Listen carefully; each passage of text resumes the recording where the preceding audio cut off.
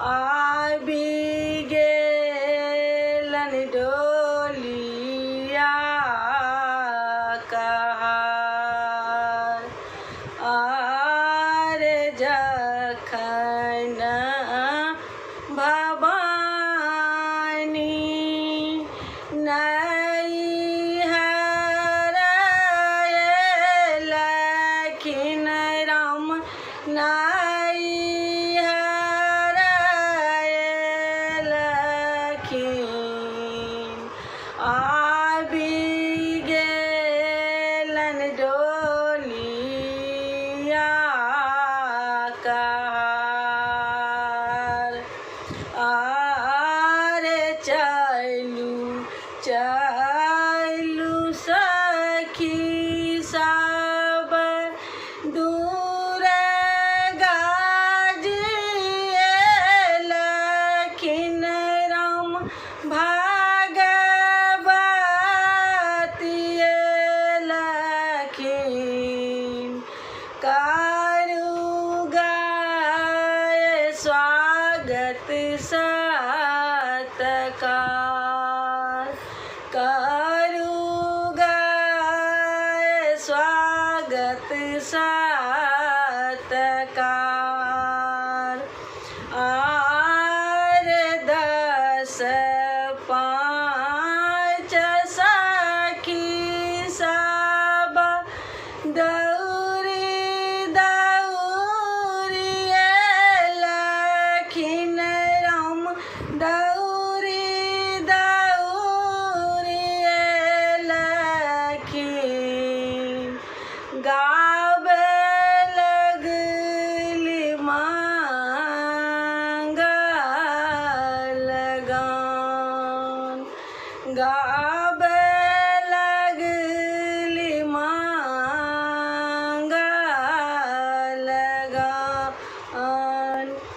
आर 10 दिन हम पूजा पाठ कएलहुँ राम पूजा पाठ कएलहुँ। से हो आई अपन गृह जाय।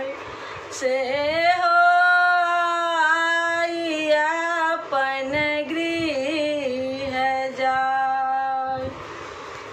आर रुकी जइयौ रुकी जइयौ माता हे भगवती राम माता हे जगदम्बा। सुनियौ सेवक के पुकार। सुनियौ सेवक के पुकार। आर जैनु कानु जैनु खीजू हमारो सेवक सब। हमारो सेवक